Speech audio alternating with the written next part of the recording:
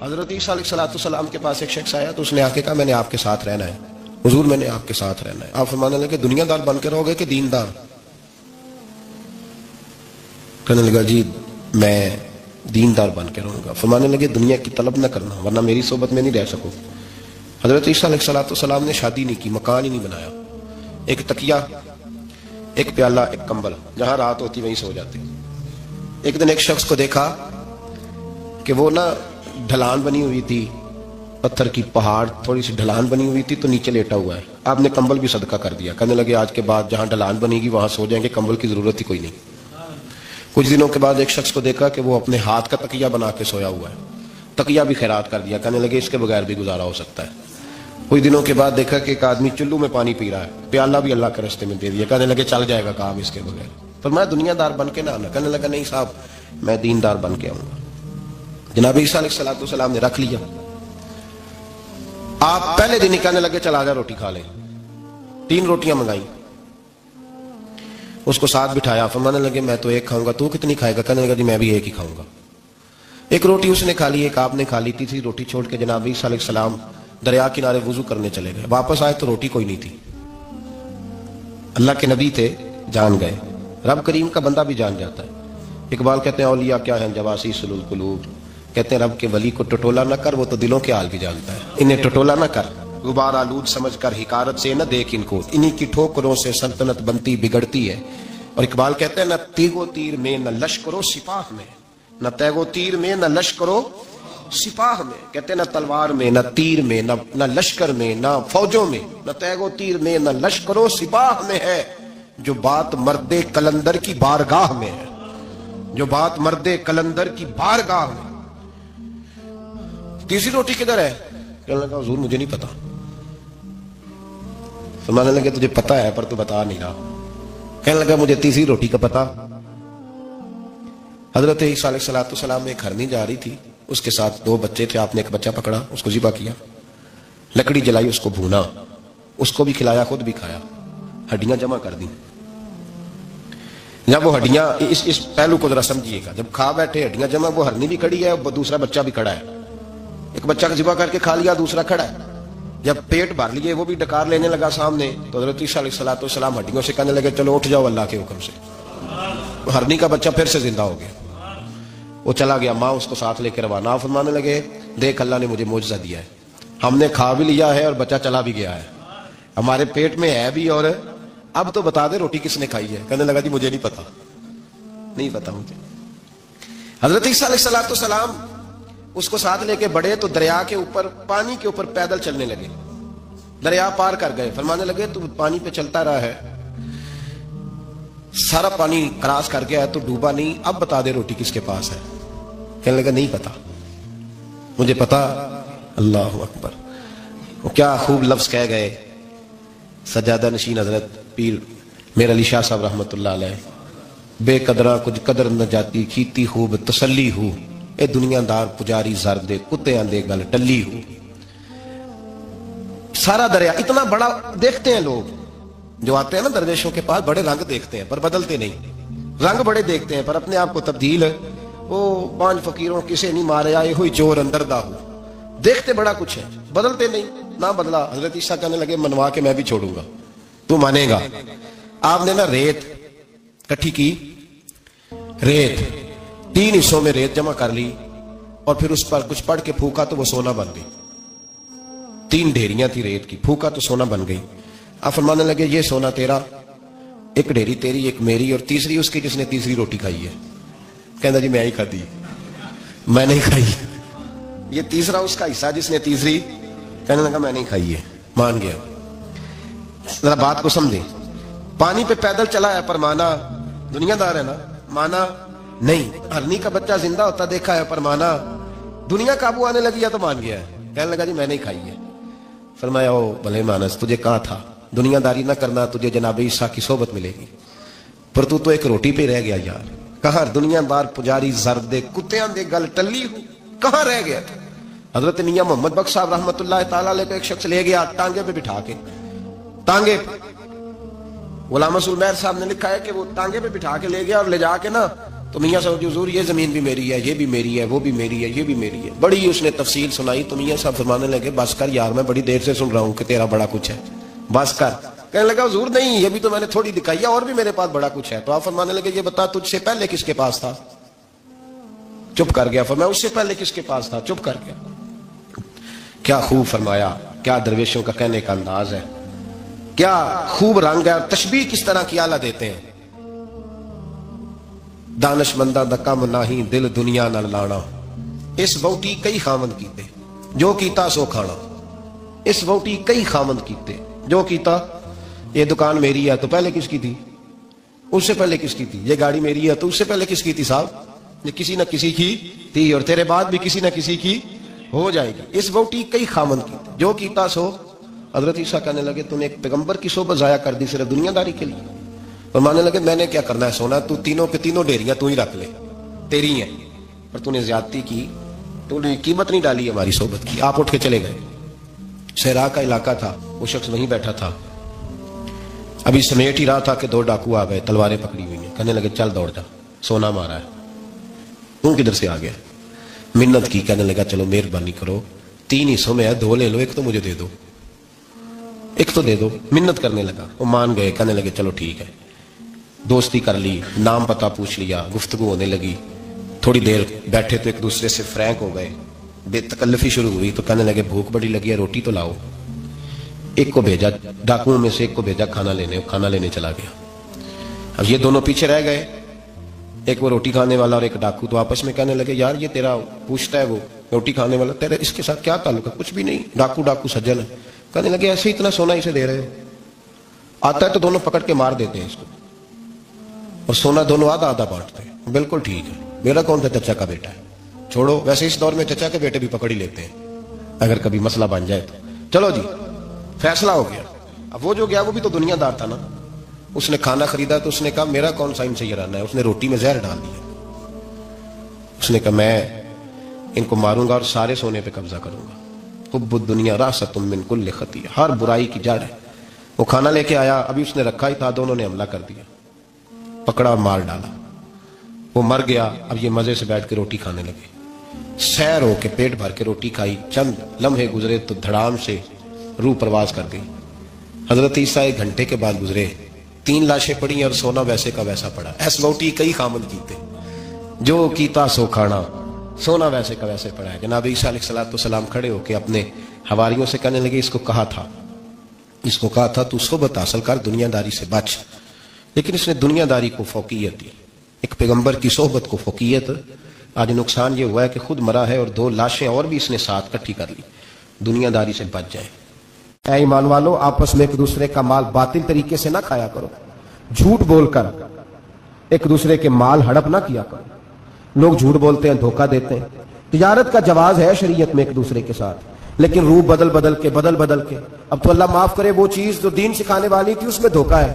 درویش بن کے آتے، کہتے بابا آیا بھائی، بابا سارا کچھ جانتا ہے. اور بابے اللہ خیر کرے ایسے ملتے ہیں جو بچے آ کہتے ہیں انہیں سارا کچھ ہی بتا دیا جی میرا، اور سارا کچھ ہی بابے نے بتایا. بابا آیا تھا تو کہہ رہا تھا تو ایسے بھی کرتا ہے تو ایسے بھی. تو جاتی دفعہ کیا ہوا ہے؟ جاتی دفعہ بابا جیب صاف کر گیا. ایسا دجل ہے، فریب ہے، فراڈ ہے. اب تو چلو قوم سیانی ہو گئی ہیں، ورنہ کئی بابے تھے جو سونا دگنا کیا کرتے تھے. سنے ہوئے نا آپ حضرات؟ سونا دگنا کرتے کرتے وہ جو 1% تھا وہ بھی ساتھ ہی لے گئے. دجل کا مظاہرہ ہے، فریب ہے. بہت سارے لوگ اپنی باتوں کے زور پہ دھوکہ دیتے ہیں. میرے نبی پاک صلی اللہ علیہ وسلم نے فرمایا مومن نرم دل ہوتا ہے، رقیق القلب ہوتا ہے. گویا مومن دھوکہ کھا تو سکتا ہے پر دھوکہ دے سکتا مومن کی یہ شان ہی نہیں کہ وہ دھوکہ دے. اس کا ایمان یہ گوارا ہی نہیں کر سکتا. اس کی روحانیت میں اتنی طاقت ہی نہیں کہ وہ دھوکہ دے. کیوں؟ اس لیے کہ نبی پاک صلی اللہ علیہ وسلم نے فرمایا جو دھوکہ دے وہ ہم میں سے ہے ہی نہیں. من غشا، جس نے دھوکہ دیا، فلیس منا، وہ ہم میں سے، بولیے ہم میں سے. اور یہاں تبصرہ تو ہوتا ہے کہ وزیر اعظم دھوکے باز، صدر دھوکے باز، فلانا دھوکے باز. تو جس ریڑھی والے نے سامنے عام صحیح لگائے ہوئے ہیں موٹے موٹے، اور اندر اس نے سارا کچھ ہی رکھا ہوا ہے، تو وہ دھوکے باز نہیں؟ جو دکھا رہا ہے وہ دے گا بھی کہ نہیں؟ تو اس نے دکھانے کے لیے چیز اور رکھی ہوئی ہے اور دینے کے لیے، تو یہ دھوکہ نہیں؟ کیا صرف بڑا ہی دھوکے باز ہے؟ جس دکاندار نے बड़ी मुलम्मा साजी की है, लंबी चौड़ी लाइटें लगाई हैं, बड़ा उसने सजा के सवार के तैयार करके आरशा रखी है, और झूठ की नगरी में वो लोगों के साथ लूट रहा है, उनकी आंखों को चुंधिया के। वो धोखेबाज नहीं, बिल्कुल जायज कमाई कर रहा है। नबी पाक सल्लल्लाहु अलैहि वसल्लम ने फरमाया, चीज जब तुम बेचो तो उसकी ज्यादा तारीफ ना करो, जब चीज बेचो तो जो उसके अंदर नुक्स पाया जाए वो गाहक को बताओ। अगर तुम वो ना, ये इब्ने माजा की हदीस है, फरमाया अगर तुमने चीज का ऐब गाहक को न बताया तो अल्लाह तुमसे हमेशा नाराज रहेगा और फरिश्ते तुम पर लानतें बरसाते रहेंगे। हजरत वासला बिन अस्के रज़ियल्लाहु ताला अन्हु हुजूर के सहाबी है। अल्लाहु अकबर।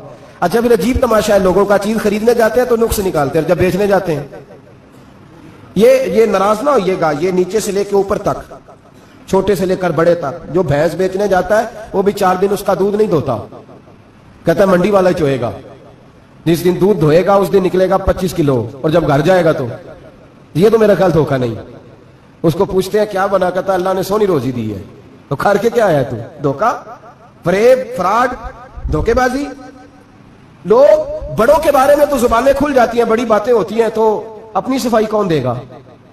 अपने ऊपर कौन? मैं किसी की हिमायत नहीं कर रहा, ये भी जल्दी दर्जा आ जाता है फटाफट। 1 मिनट में लोग कह देते हैं कि मोहब्बत तो सियासत का चलन छोड़ दिया, हम अगर इश्क न करते तो हुकूमत करते। वो मामला अलग है, लेकिन मसला ये है मेरे भाई कि धोखेबाजी हर एक के लिए उसी तरह हराम है, हर एक के लिए, जिस तरह के उसका हुक्म मौजूद है। हजरत वासिल बिन अस्के रज़ियल्लाहु ताला अन्हु सहाबी थे, उनके पास एक शख्स गया, उसने जाके ना तो उनके घर से ऊंटनी खरीदी। इमाम बहकी ने लिखा है जब खरीद के लाए तो रस्ते में उनके बेटे ने बेची या घर के किसी और फर्द ने जब खरीद के लाए तो जनाबे वासला बिन अस्के रज़ियल्लाहु ताला अन्हु की मुलाकात हुई। तो आप पूछने लगे भाई ये तो ऊँटनी मेरी है, मेरे घर से खरीद के लाए हो? कहा हाँ। फरमाने लगे तुमने क्या करना है ऊँटनी का? बिक गई, ठीक हो गया, होश में अकल में खरीद के लाया, बात खत्म हो गई। बल्कि हम तो कहते हैं, वो लिखा होता है दुकानदारों ने, खरीदा हुआ माल वापस। वाह जी वाह, ये किसका फतवा है? ये खरीदा हुआ माल वापस किसका फतवा है? ये साडा अपना। कहते ने एडा औखा तेनू मड़िया तू फिर लैके आ गया, एडियां गल्लां सुना के, एडा सियाना सेलमैन जी, उन्हें तरले लैने, सातारी उन्हें तारीफ की है, तो बड़ा सोहना लगेगा। फिर तेरे गले में डाला है, बड़ी मुश्किल से मड़ा है तुझे और तू फिर लेके आ गया। और शाम को कहता अल्हम्दुलिल्लाह मैंने बड़े पैसे कमाए, ला हौला वला कुव्वता इल्ला बिल्लाह। सारा दिन झूठ बोला, फरेब किया, उस पर अल्लाह का शुक्र अदा कर।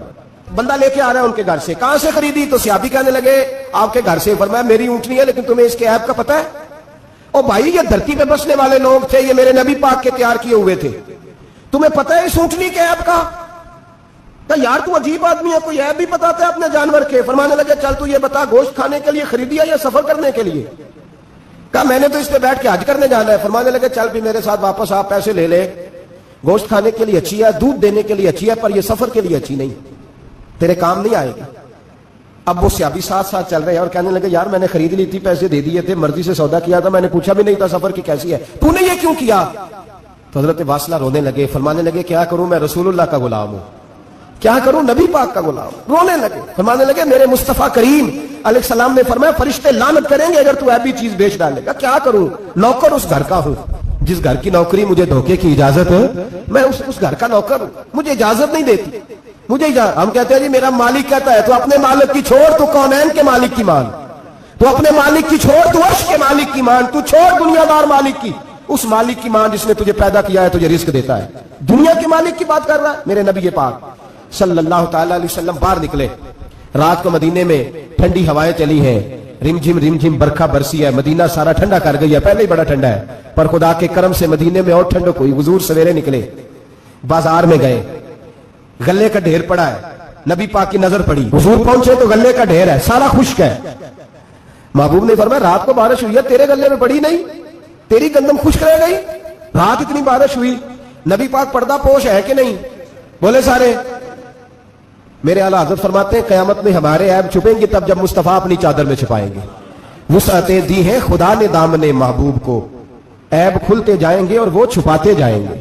हुजूर पर्दा पोश है ना, लेकिन धोखेबाज की नबी पाक पर्दा पोशी नहीं करते, जो धोखा दे।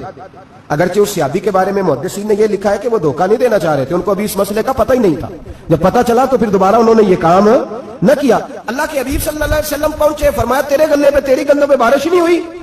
حضور نے اپنی آستین کو چڑھایا، بازو اوپر کیا، اور حضور نے گلے کے اندر ہاتھ ڈالا، اندر سے جا کے حضور گیلی گندم اٹھا کے باہر لائے، اور نبی پاک صلی اللہ علیہ وسلم نے فرمایا یہ کیا ہے؟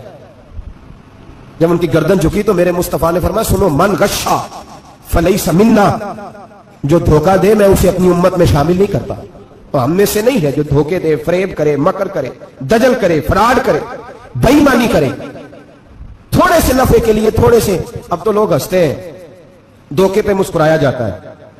گوالے سے پوچھا، دودھ بیچنے والے سے، اور یہ صرف دودھ بیچنے والے کی بات نہیں، سب کا ہی رنگ نرالا ہے، سب کا ہی انداز نرالا، سب ہی تعریفیں کر رہے ہیں اپنے مال کی، سارے دو۔ وہ گزر گئے لوگ، امام اعظم ابو حنیفہ رحمۃ اللہ علیہ، ذرا بادل ہوتے تھے تو کپڑے کی دکان تھی، بند کر دیتے تھے دکان، فرماتے تھے گاہک کو صحیح نظر نہیں آئے گا تو کہیں ایسی چیز نہ خرید کے لے جائے جس کی اسے پوری خبر نہ ہو۔ وہ گزر گیا زمانہ، اب تو اللہ معاف کرے حالات اس قدر بگڑ گئے۔ دودھ بیچنے والے سے کہا جاتا ہے صاحب پانی بڑا ہے دودھ میں، کہتا ہے آج کل بھینسیں پانی زیادہ پیتی ہیں، گرمی بڑی سخت ہے، مذاق اڑاتا ہے۔ ایک چوری، اوپر سے اس کا اظہار اعلانیہ۔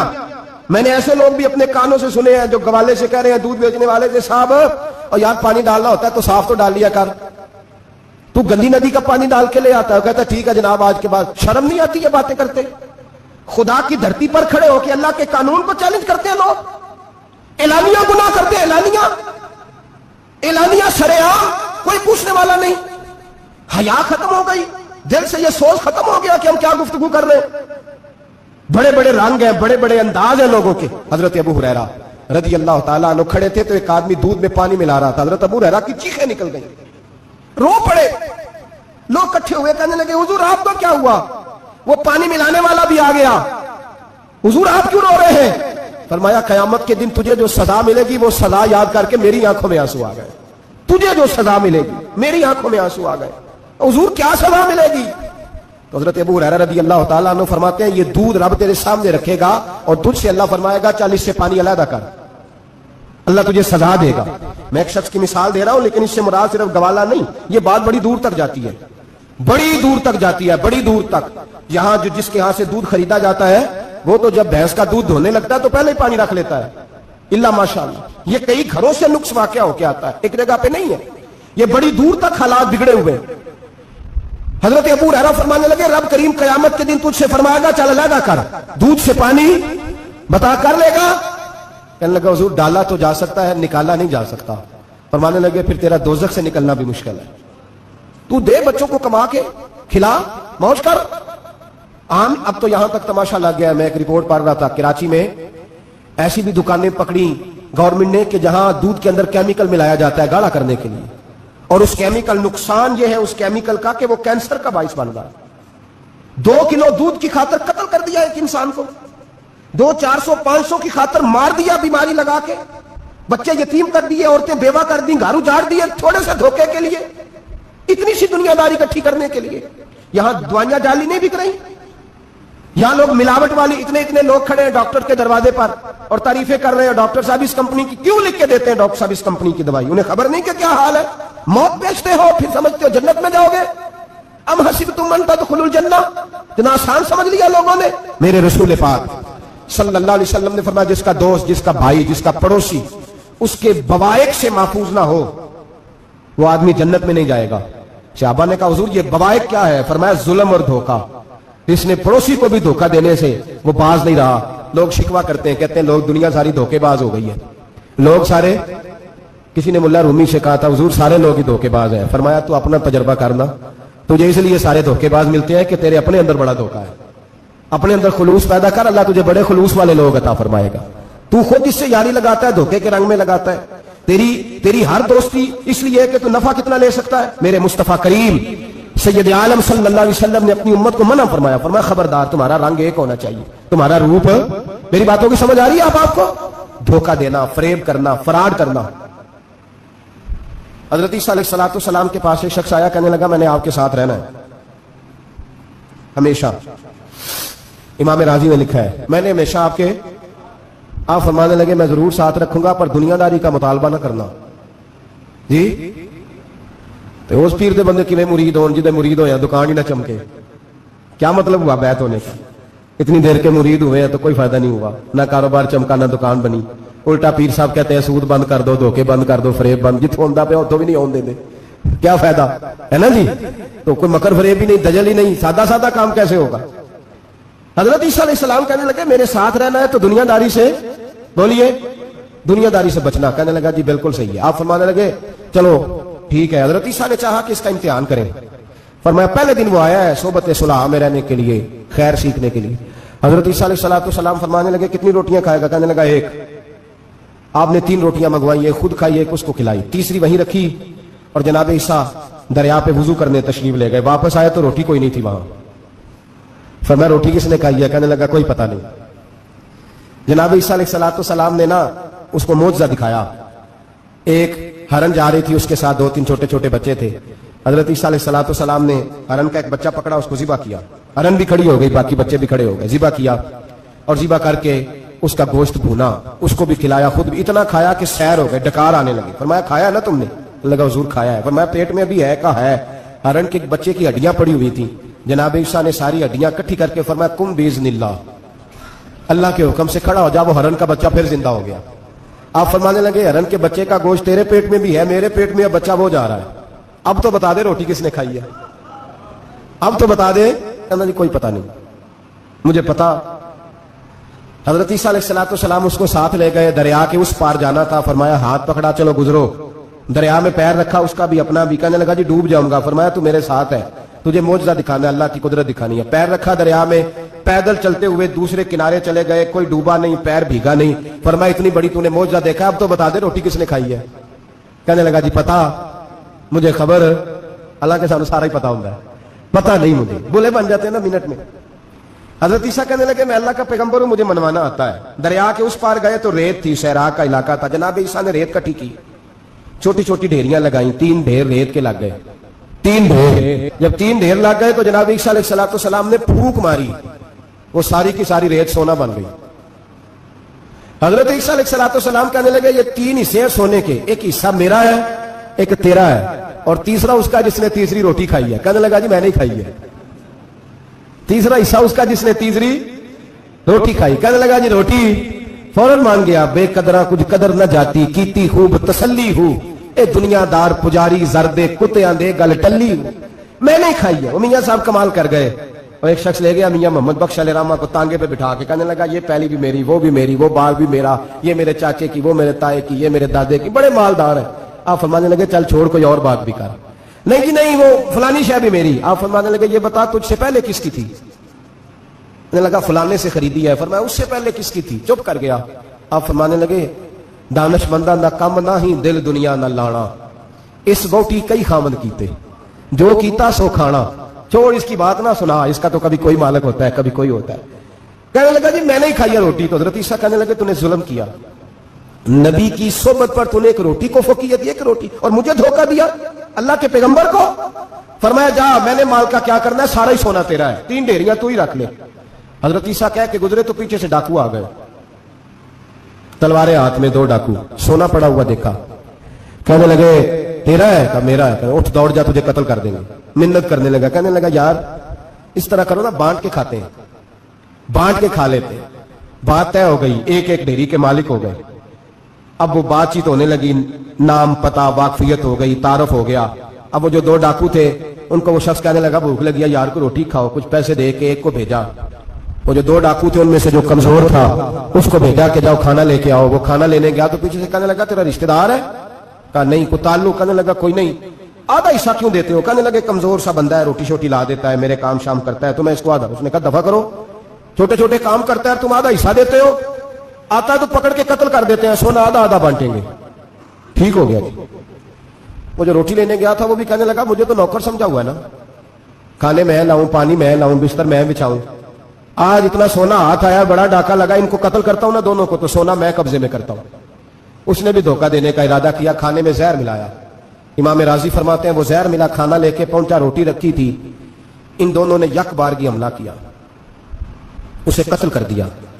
قتل کر کے لاش دریا میں پھینکی, مست ہو کے کھانے لگے. جب سیر ہوئے تو پھر پیٹ کٹنے لگا, انتڑیاں ٹوٹنے لگی, ناک منہ کان ہر چیز سے خون نکلنے لگا. چیخے مارتے کوئی سارا سونا لے لے ہمیں بچا لے. सारा कुछ ले ले, जान बख्श दे, रोने लगे, तड़पने लगे, लेकिन अब कोई बचाने नहीं आया, कोई दाद रसी को ना आया। तीनों लाशें एक दरिया में, दूसरी वहां, मर गए, मुर्दा हो गए। हजरत ईसा अलैहिस्सलाम चंद घंटों के बाद गुजरे तो लोगों ने कहा हुजूर ये क्या है? फरमाया दुनियादारी का अंजाम, लालच का अंजाम, धोखे का अंजाम, फरेब का अंजाम। ओ भाई बीमारी लग गई सेठ साहब को, मालदार साहब को, चौधरी साहब बीमार हो गए, करोड़ों रुपया पड़ा तिजोरी में, लेकिन शिफा कभी खरीदी नहीं जा सकती, सेहत किसी दुकान से मिलती नहीं, धोखे से इकट्ठा किया हुआ माल वो पड़ा है सामने, लेकिन इसके मुंह से चंद निवाले नहीं उतर रहे। जिंदगी जो धोखे से लोग माल इकट्ठा करते हैं, फरेब से इकट्ठा करते हैं। मुल्ला रूमी ने एक चातर औरत की बात लिखी है, कहते हैं बड़ी तेज थी, रोना भी आता था, हंसना भी आता था, उसे मुस्कुराना भी आता था और अफसुर्दा रहना भी आता था, सारे रंग। उसका खामद बड़ा नफीस आदमी था, शरीफ आदमी था। उसने मकर किया, धोखा किया। पहले इस औरत ने हजरत साद बिन मुआज़ रज़ी अल्लाह तआला अन्हु नबी पाक सल्लल्लाहु अलैहि वसल्लम के पास आए तो उनके कबीले के कुछ नौजवान भी वहां बैठे थे। हजरत साद बिन मुआज़ उनमें से बूढ़े थे, बुजुर्ग थे, और जब वो आए तो वो नौजवान बैठे रहे।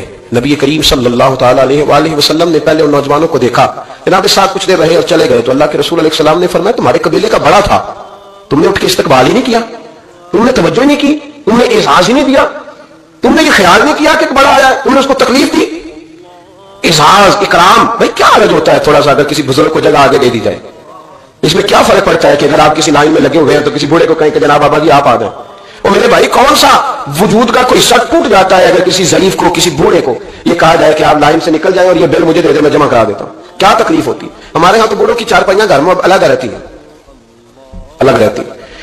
बेटा एसी वाले कमरे से निकलता है और वजाहत देता है हर आने जाने वालों को कि अब्बा जी की हड्डियां दर्द करती हैं, लिहाजा वो एसी वाले कमरे में रहना पसंद नहीं करते। मैं तो कहता हूं कि ये वजाहत आपको क्यों देनी पड़ी? ये बात तो अब्बा जी को करनी चाहिए थी। ये वजाहत जो आपने दी है ये तो अब्बा जी को देने वाली वजाहत थी, आपने क्यों दी? अब्बा जी के लिए इस तरह का कमरा है घर में जिस तरह का स्टोर होता है ना पुराने कपड़े रखने वाला, वो कमरा है। हदीस सुनाने लगा हूं, अल्लाह करे आपको याद रह जाए, अल्लाह करे आपको याद रहे। मिशकात की हदीस है, बड़े खूबसूरत लफ्ज है। मेरे नबी करीम अलैहिस्सलातु सलाम ने फरमाया रब जो तुम्हें रोजी देता है ना ये तुम्हारे ज़ईफों की बरकत से देता है। वो जो 90 साल की अम्मा घर में ज़ईफ पड़ी है ना, उसे सकरैब का माल ना समझना। तेरे ऊपर जो खुदा का करम बरस रहा है तो उस बूढ़ी की वजह से बरस रहा है, उस बूढ़ी की वजह से बरस रहा है। और नबी करीम अलैहिस्सलातु सलाम ने इरशाद फरमाया सुनो याद रख, फरमाया रब तुमसे नाराज होता है, वो बारिशें रोकना चाहता है, तुम्हें कहत में मुब्तला करना चाहता है, लेकिन तुम्हारे ज़ईफों के सबब तुम्हें बारिशें अता कर देता है, तुम्हारे कमजोरों के। इस कमजोर से कोई बीमार भी मुराद लिया जा सकता है, औरत और बच्ची भी मुराद ली जा सकती है, बूढ़े लोग भी मुराद ली है शारहीन हदीस ने। उनके सबब से अल्लाह तुम पर बारिशें बरसाता है। तो जो तेरे लिए जरिया है, बख्शिश है, जो तेरे घर में रिस्क आने का सबब है, उनकी बातें तो लगती हैं बुरी, उनको तो हुक्का दे कोने में बिठा दिया है। और अगर कभी दिल करे तो तारफ कराते हैं आने वाले मेहमानों से कि ये अब्बा जी है, इससे ज्यादा कोई उनका घर में किरदार नजर नहीं आता। ये जुल्म है, ये ज्यादती है। बूढ़ों का इकराम करना, उनको प्यार देना, उनको एजाज देना, उनको हमेशा सरबराह बना के रखना, उनके साथ इस तरह का रवैया रखना कि जैसे किसी बड़े शान वाले आदमी। मैं अक्सर ये रोना रोता हूं, मैं कहता हूं कि अब्बे की भी इज्जत हो सकती है पर शर्त यह है कि अब्बा अमीर होना चाहिए। अगर तो हो ना 6-7 मुरब्बे जमीन का मालिक तो फिर तो पोते क्या पड़पोते भी पैर दबाते हैं, लेकिन अगर उस बूढ़े बेचारे को बच्चों से खर्चा लेना पड़े तो फिर उस बेचारे की कोई हैसियत है। हमारे उस्ताद एक बात सुनाया करते थे, वो कहते थे कि एक आदमी ने दावत पकाई वलीमे की तो उसने बाहर पहरेदार खड़े किए, कोई गरीब आदमी ना अंदर आए, सारे अमीर ही आए। और मेरा तजुर्बा यह है कि अब गरीबों को शौक हो गया अमीरों को दावत देने का। नाराज तो नहीं हो गए आप लोग? ये मैं तजर्बे की बात कर रहा हूं। कभी किसी गरीब के फंक्शन में जाने का इत्तेफाक होता है ना, तो मुझे यूं लगता है कि इसका दिल था कि गरीब कोई भी ना आए, गरीब को दावत देना पसंद है, तो अमीर तो पहले नहीं उसे बुलाता, तो फिर बुलाएगा कौन? उसने शेख साहब ने वलीमा अपने बेटे का किया तो बाहर जो पहरेदार थे उनसे कहा कि कोई गरीब आदमी अंदर ना आए, अमीर बंदे सिर्फ। और नबी पाक सल्लल्लाहु अलैहि वसल्लम ने ऐसे वलीमे पर लानत बरसाई है, पर मैं लानत किया वो दावत इसमें सिर्फ अमीर आए और गरीब ना आए। उसने कहा भी सिर्फ ना अमीर लोग आए। तो एक बंदा था बड़ा अमीर, लेकिन बेचारा ना कहीं काम काज से उठ के आ गया, तो कपड़ों को उसी तरह मिट्टी मिट्टी लगी हुई, तो देर हो रही थी, घर जाता चेंज करने तो लेट हो जाता, तो ऐसे ही आ गया। जब वो आया तो पहरेदार खड़ा था, उसने कहा दौड़ जा, तेरा कोई मतलब नहीं है यहाँ। उसने कहा यार मैं सेठ आदमी हूं, बदला कपड़े नहीं बदले। उसने कहा सेठ होता तो तेरे कपड़ों से पता ना चलता। मेरे भाई वो शख्स कहता है कि मैंने कहा मुझे जाने दो अंदर, कहने लगे तेरे कपड़े नहीं दावत वाले। कहता है मैं वहां से वापस गया दौड़ा, आपको पता ना कपड़े भी अब अल्लाह खैर करे। एक संगी मैं एक दिन क्या तू काली आने लाई दिनों तो बाद कागज भी ला के बैठा, मैं क्या उन मैं की पूछा हूं तो बेहतर चिट्टी सोटी भी डाल दिया। भाई क्या इससे इंसान का कद बढ़ता है? वो है बात करने वाली। جہاز میں اس دفعہ میں واپس آ رہا تھا تو جہاز میں ایک نوجوان کالی اینک لگا کے پھیرا. تو اب ڈر لگتا ہے نا آپ کو پتا ہے کسی سے بات کریں گے وہ کیا جواب دے گا, تو کیا ان چیزوں سے قد بڑا ہوتا ہے آدمی کہ وہ تھوڑا سا جناب مطلب باہر آئے. مجھے تو کمزور لگتے ہیں ایسے لوگ, اپنے لگو لہجے میں, اپنے انداز میں, اپنی طبیعت کے حساب سے, اپنے سٹائل میں آپ زندہ رہیں. یہ سچ ہے اور یہ اصل ہے, یہ سچ ہے اور یہ اپنی زندگی اپنے اسٹیٹس کے مطابق, طبیعت کے مطابق گزارنا, یہی سچ ہے اور یہی اصل ہے. اسی میں انسان کا حسن ہے, اسی میں اس کا وقار ہے. اللہ تعالیٰ سمجھنے کی توفیق عطا فرمائے. تو وہ بندہ واپس گیا بیچارہ, کپڑے بدل کے آیا. اس نے بھی کہا کہ جانا میں نے بھی ضرور ہے, پر تنگ بڑا آیا, گھر گیا, مایا شایا والے کپڑے پہنے, سمجھ لے کالی اینک بھی لگائی لی, آیا تیار شیار ہو کے کوٹ شوٹ پہن کے ٹائی شائی کے ساتھ. جب واپس آیا تو وہ جو جس نے کہا تھا نا داخل نہیں ہونے دینا, اس نے خود دروازہ کھولا. وہ بندہ سیدھا اسٹیج پہ چلا گیا اور لوگ کھا رہے تھے پلیٹوں میں سالن. اس نے پورا ڈونگا لے لیا اور وہ لے کے نا سامنے رکھا اور ایک کونے سے اپنا کرتا پکڑ کے اس میں ڈبویا, پھر دوسرے سے پکڑ کے اس میں ڈبویا, پھر پیچھے سے پکڑ کے. لوگ کہنے لگے پاگل ہو گئے, کہنے لگا نہیں میری تو دعوت نہیں, دعوت تو کپڑوں کی ہے, میری کہاں دعوت ہے, اس لیے کہ میں تو آیا تھا, مجھے تو داخل ہی ہونے دیا, یہ تو دعوت ہے میرے. کوئی نہیں سمجھ آئی آپ کو میری بات بھائی. وہ بھی کوئی انسان ہے جو کسی کے صرف کپڑوں کا حیا کرے. ٹھیک ہے, انسان کا لباس اس کی شخصیت کا آئینہ دار ہوتا ہے, کپڑے اچھے پہننے چاہیے. نبی پاک صلی اللہ علیہ وسلم نے فرمایا تیرے پاس اگر نعمت ہے تو چھپا نہ, اس کا اثر تیرے اوپر نظر.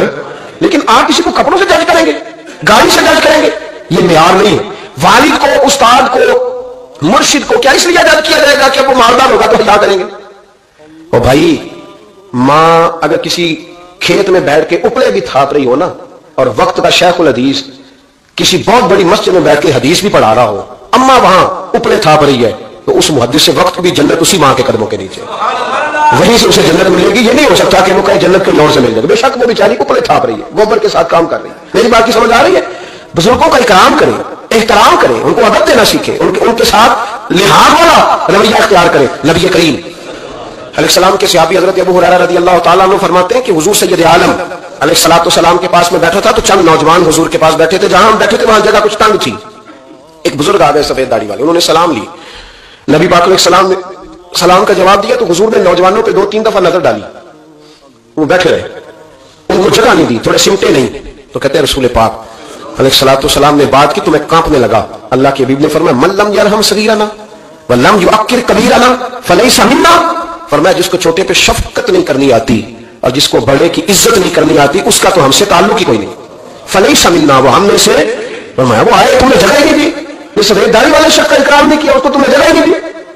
اور ہم لوگ یہ سمجھتے ہیں, یہ نوجوان یہ سمجھتے ہیں کہ ہم نے کون سا بوڑھے ہونا ہے, ہم نے کون سا بوڑھے ہونا, ہم نے تو سدا جوان ہی رہنا. ایک کلرک نے نا ایک دفعہ کسی بہت بڑے رائٹر کو کہہ کے اپنے نام سمیت, اس نے کہا تھا میرا نام, ایڈریس, فون نمبر سمیت یہ بات اپنے کالم میں درج کر دو. اس نے کہا کہ میں کلرک تھا, تنخواہیں وغیرہ دیتا تھا کسی بینک میں یا کسی ایسے ادارے میں ملازم تھا جہاں میں وہ چیزیں دیا کرتا. تو کہتے ہیں کہ میں وہاں یہ کام کرتا تھا. تو بوڑھے لوگ, آپ کو پتہ ہے ضعیف لوگ آتے ہیں بیچارے پینشن لینے, کسی بچے کی محنت کرتے ہیں, وہ لے کے جاتا ہے. بابا جی کو یہ بھی نہیں پتا انگوٹھا کہاں لگانا ہے, فارم کیسے فل کرنا ہے. تو یہ سرکاری عہدوں پہ بیٹھے لوگ معاذ اللہ تنگ ہوتے ہیں اور کئی دفعہ غلط جملے استعمال کرتے ہیں.